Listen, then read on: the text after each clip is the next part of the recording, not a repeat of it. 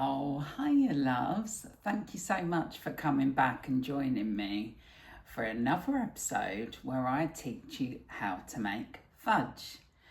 Tonight, I'm showing you an exclusive recipe from my second recipe book coming out later this year. Absolutely Fudgeulous. Would help if I got it right, loves, wouldn't it? Absolutely Fudgeulous, how to make fabulous homemade fudge. So this is an exclusive recipe for you tonight. And this is fig, walnut and honey, known as All Figured Out. And this has come from my love of that combination of flavours. So fig, honey, walnut and goat's cheese is my favourite salad.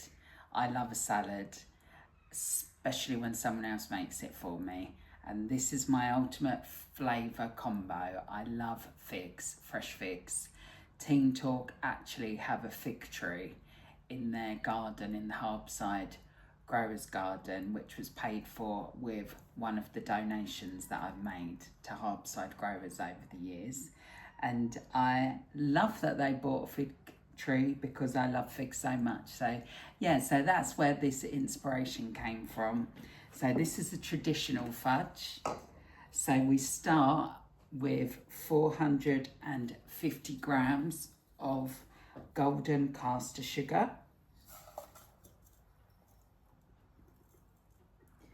Now you need to always use a good non-stick pan, and I use the Never Stick pans from Scoville, and I absolutely swear by them. So get yourself a decent pan if you're going to be making fudge, because otherwise you'll be cleaning it off the bottom and it's not a nice experience, believe me. So 450 grams of golden caster sugar, then 400 millilitres of double cream,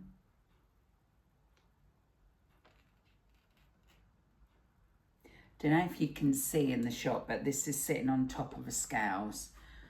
I'm not just willy-nilly guessing the ingredients, I am measuring them. I've got digital scales underneath the pot.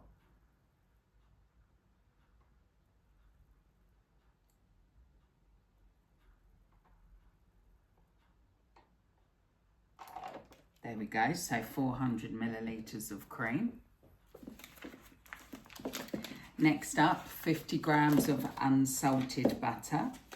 You actually could use salted butter, but because I add salt, I don't. There you go, 50 grams.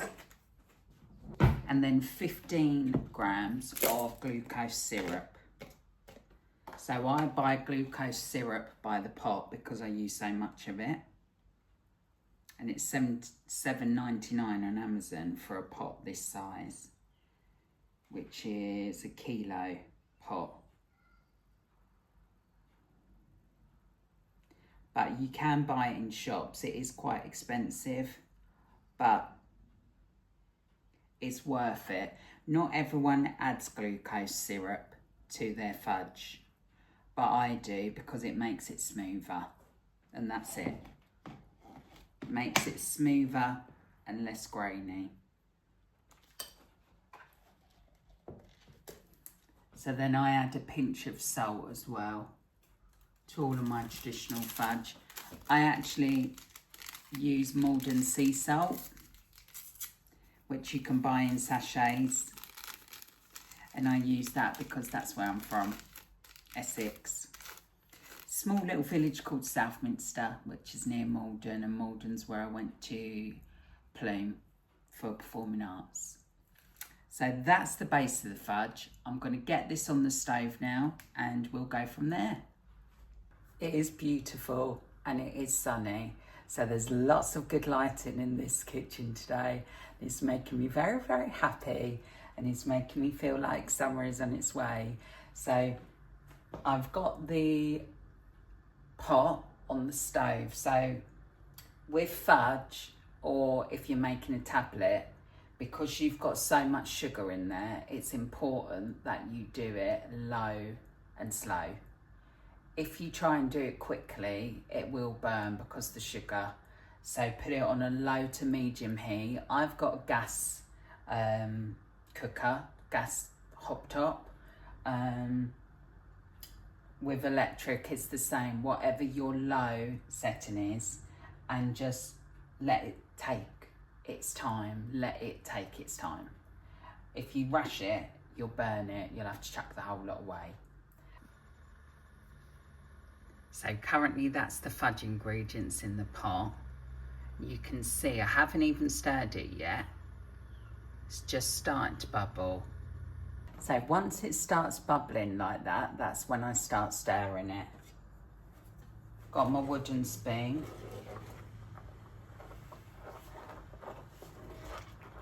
And as with all fudges, you've got to be careful because the temperature that you're heating it up to is, for my recipes, is 116 degrees. So you've got to be careful when you're stirring because already what's in there is hot and it will burn you. If you get burnt at all or splashed, then run it under a cold tap for 10 minutes.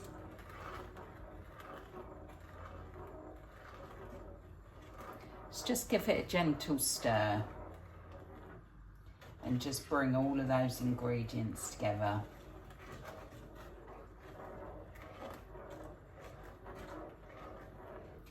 What's important about fudge is the process it follows to heat up and then to cool down, and it is important because it won't set and it won't be the right temperature that you want it for a fudge if you don't let it heat up to 116 and then let it cool to below 100 before you start stirring. So making a fudge is quite technical, and the number one reason why they don't set properly is because people don't get it up high enough to the right temperature. There's different stages of what happens when you're making a fudge, and initially it takes a while to start bubbling. So this is taking a while.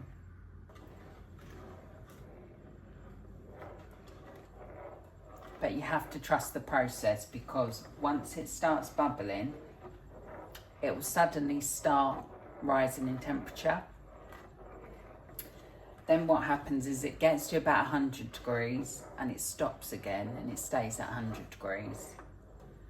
Then all of a sudden you'll see it shift up to 110 degrees and it will stop again. Then you'll see it start rising, and that's where you've got to be eagle-eyed, because when it starts rising quick, and you need to make sure that you take it off before it goes over 116, because if you don't, it might burn.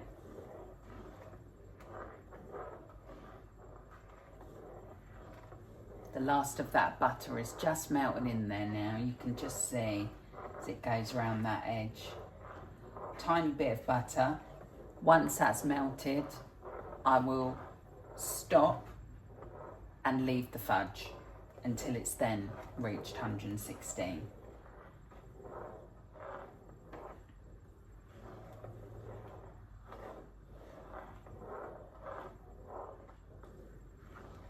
So relaxing. I find it so therapeutic and relaxing doing this. It's time consuming, but I absolutely love doing it. And I love creating new flavours. And this one has already been out, so it's out on this month's menu, February's menu. And it's been a huge success, which I'm so happy about.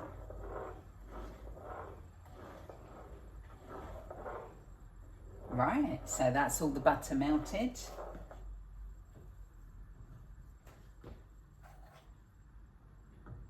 Trusty old school sugar thermometer. goes in. And then we leave it until it gets to 116 degrees. So while we're waiting for that, I'm going to chop up the ingredients that we're going to add to the fudge once it's cooled down. So in this recipe, it's honey, which I use French honey. We bought this when we went to Le Boulier, and we bought it from the supermarket near where Yip and Paul live, because when I'm on holiday, I like honey on toast for breakfast, and I also like a little bit of honey and whiskey. It's good for your throat. So we bought this French honey, and that's what I'm using in this recipe, but you can use any that you like. And then I've got walnuts, and I've got fresh soft figs. So the amount of walnuts I use in my recipe is 30 grams, which might not sound a lot, but it goes a long way. And also I chop them up really small.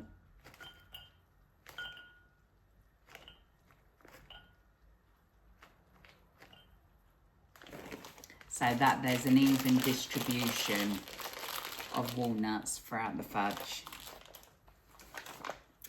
And the soft figs that I use the Tesco ones. They come in a sealable bag, and I use 3 figs in my recipe. Now, as you know, I absolutely love a cleaver for doing all of my chopping. So that's exactly what I'm going to do in this recipe. So with the figs, I always take the head off and the tail off.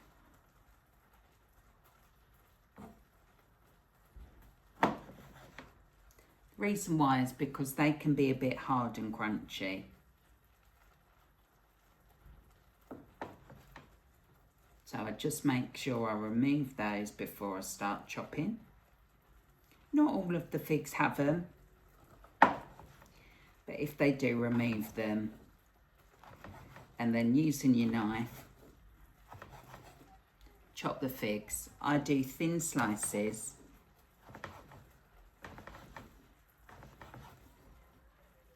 As thin as I can, really. And then once I've gone one way,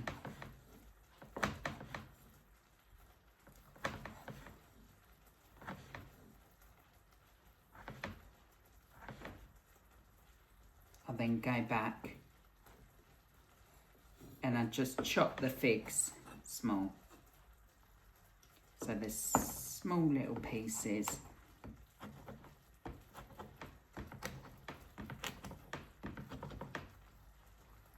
Because again, I want an even distribution of the figs throughout the fudge. When you're chopping it, it just reminds you of, is it Garibaldi? No, it's not. It's fig biscuits. I always get Garibaldi and fig biscuits confused. They're literally just called fig biscuits, aren't they? And they're absolutely lovely. They remind me of childhood. That's probably why I like them. That's probably my first ever taste of fig, in the fig biscuits. So yeah, you chop them up finely. Then once you've chopped them up, then move on to your walnuts. And again, you want to be chopping finely. You can probably hear the fudge is bubbling away in the background now, which is a good sign.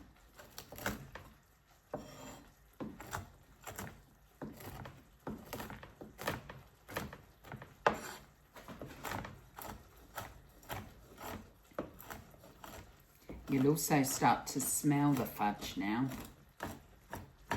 Gets to a certain point where you can really start smelling the flavours coming out. That's when you know it's reaching higher temperature. Right, so that's all chopped up finely. I'm going to wash my hands and then I'm going to check what's going on with the fudge. So the fudge has reached about 105 degrees now, and we're just going to keep an eye on it until it reaches 116 degrees.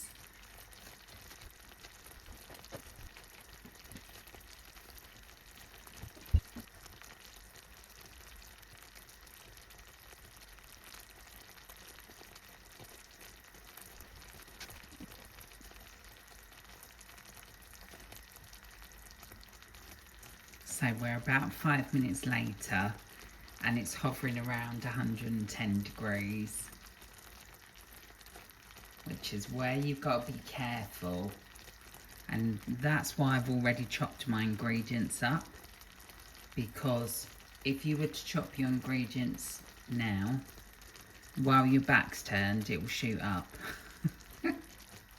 I'm just telling you from experience.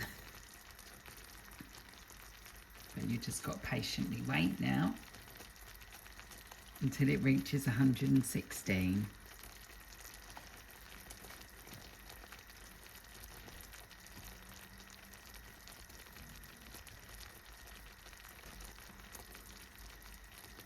So it's just starting to shift now, so it's about 112. And this is where it's like danger, danger if you leave it.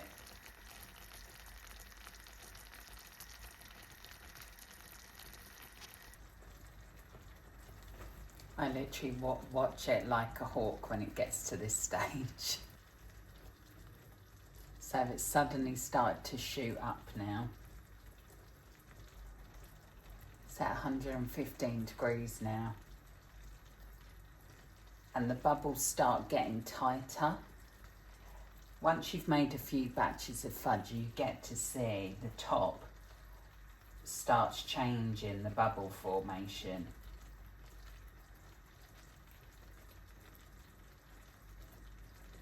And that's when you know it's nearly there.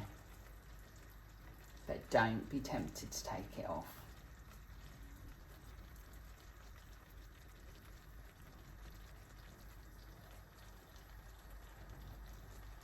Now it's ready to take off and to be left to cool down.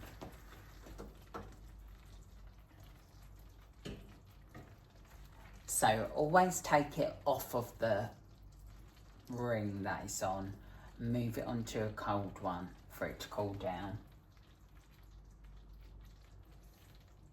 I set an alarm on the cooker for 5 minutes, but if it gets below 100 degrees before 5 minutes, I take it off and stir. So 3 minutes has gone and it's actually already below 100 degrees. So I'm going to get the pot off the stove and start stirring. So be very careful when you take your sugar thermometer out, because it's metal and it's very hot. Now you want a big drizzle of French honey in your fudge, and then you want to use your cleaver to put all of your fig in there and all of your walnuts, minus the bits we chopped off earlier. Set your timer for 6 minutes like I just did, and then get stirring.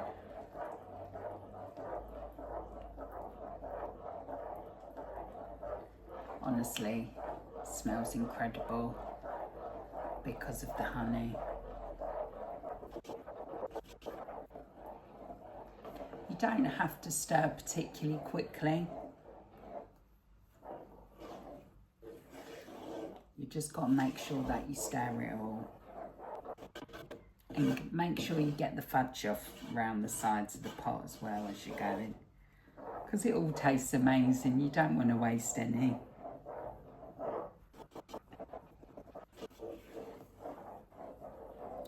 Now I know it sounds mad that I stir for exactly 6 minutes, but when I first started making fudge, I didn't know how long I was supposed to stir it for.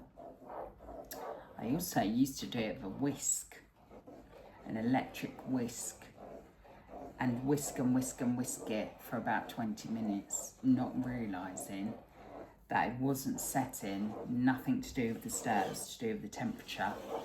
And that's when I switched from using a digital thermometer to an old-fashioned one, because I tried 2 different digital thermometers and neither of them were helping the fudge to set correctly. When I realised it was the thermometers, I realised that I could hand stir the fudge. And I worked out that if I let the fudge cool for 5 minutes and then stirred for 6, that it would give me the perfect consistency fudge. So that's what I tend to do. If it's a cold day, like it is today, it will get below 100 degrees quicker than 5 minutes, but you can still leave it for 5 minutes. As long as you don't touch it until you start stirring, and then once you start stirring, you continue stirring, you'll get an absolutely beautiful consistency for the fudge. So that's my top tips.